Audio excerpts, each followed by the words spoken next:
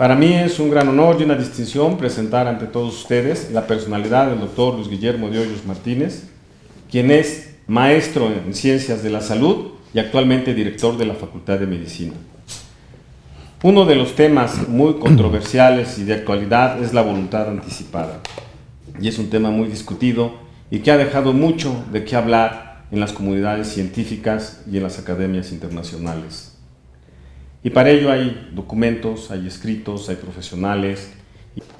Doctor, quisiera que nos dijera qué es el documento de voluntad vital anticipada. Buenas noches, doctor González, muchas gracias. Esta serie de conceptos que se vienen manejando son relativamente nuevos, que se aperturen a la sociedad en general, aunque si bien es cierto que de manera histórica son puntos que han sido claves al paso de los años, donde algunos países nos llevan una delantera muy importante y nuestro país está haciendo algo nuevo, algo de relevancia, donde diferentes personas han presentado muchos argumentos en pro y en contra de esta voluntad anticipada.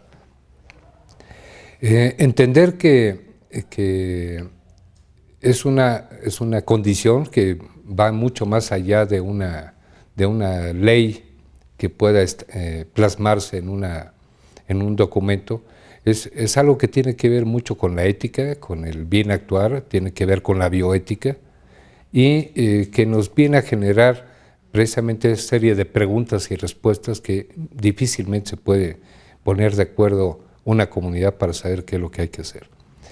Esta voluntad anticipada es el que una persona, bajo condiciones perfectamente bien definidas, como lo establece las diferentes leyes de muchos países, es decir, con anticipación y en una condición de conciencia absoluta, decir qué es lo que quiere que suceda para el final de sus días.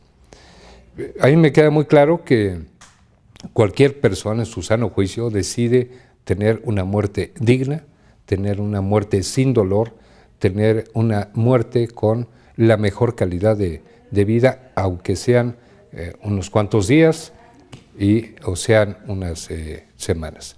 Entonces, es muy importante que identifiquemos qué es lo que sucede, pero además que de manera consciente abordemos el tema, pero además decidamos nosotros de manera autónoma y darle esa autonomía, esa responsabilidad al que está enfrente y está decidiendo. Precisamente esa voluntad anticipada para generar una conciencia clara, pero además una definición muy precisa de cómo quiere concluir sus últimos días. Doctor, esto queda plasmado en un documento en donde pues la persona plasma su decisión, pero consideramos que es un tema un poquito más profundo.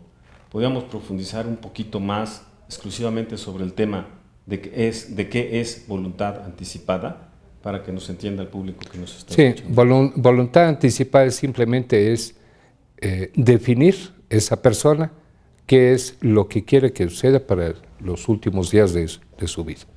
Si es una persona, por ejemplo, que tiene un cáncer, es un cáncer ya en una etapa terminal, esta persona podrá decidir si quiere morir en el hospital o morir en su casa rodeada de sus seres queridos, de sus seres más cercanos.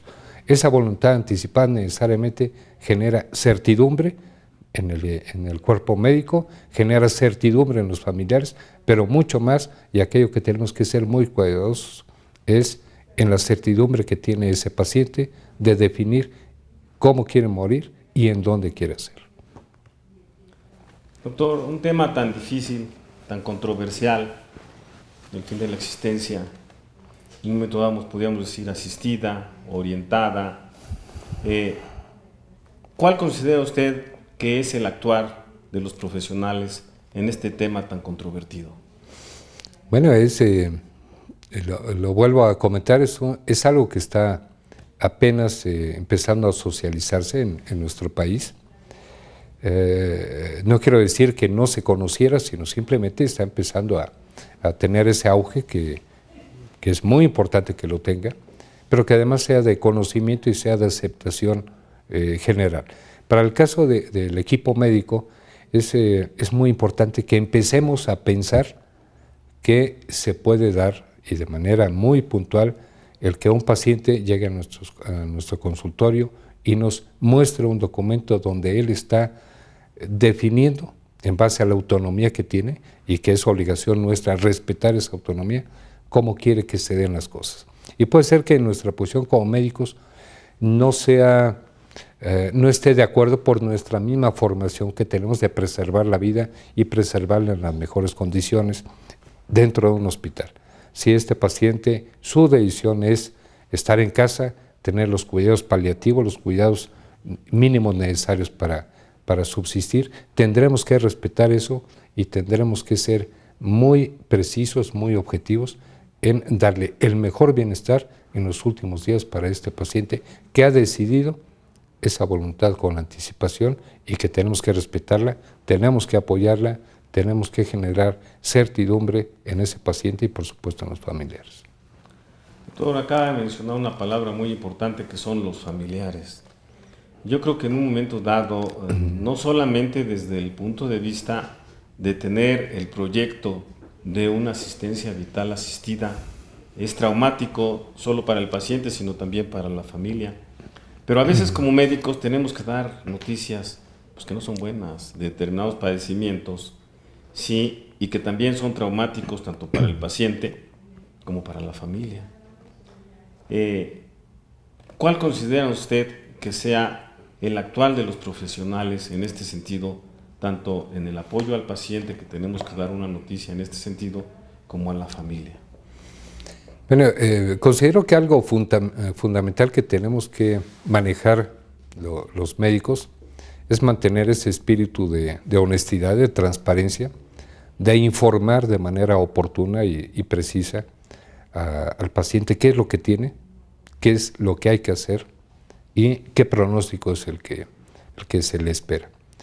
Y solicitar a ese paciente que sí es pertinente, es prudente, que sus familiares estén enterados de esta condición.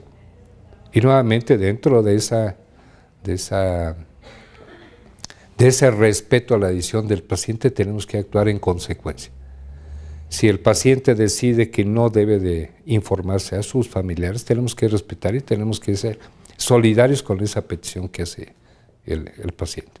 O por otro lado, el tratar de convencerlo de que deberá de ser de conocimiento de los familiares que está bajo una condición de enfermedad seria, grave, y que sería muy prudente que los familiares lo acompañaran precisamente en esa serie de cuidados, de atenciones, para que este paciente culmine su vida en las mejores condiciones, con alta dignidad y con el mejor bienestar que se le pueda ofrecer. Entonces, es muy importante respetar como médicos la autonomía, la decisión que tenga nuestro paciente ante el hecho de una enfermedad terminal, una enfermedad incurable.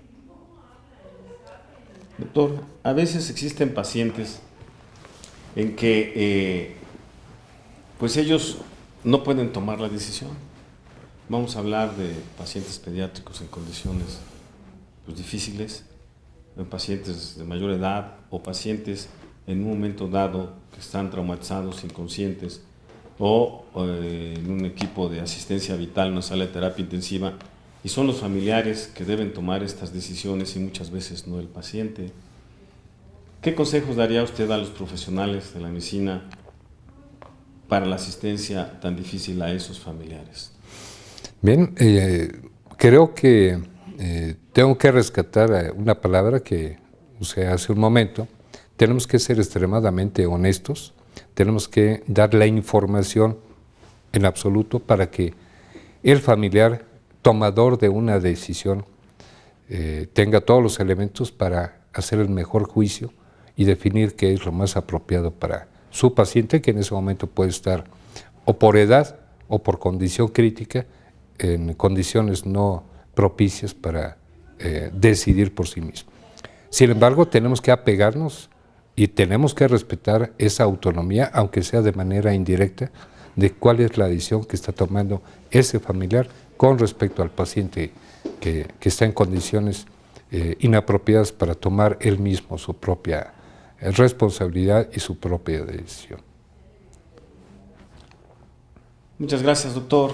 Pues muchas muy gracias. amable, una plática muy interesante. Muchas gracias a todo el público que nos escucha. Muchas gracias, buenas noches.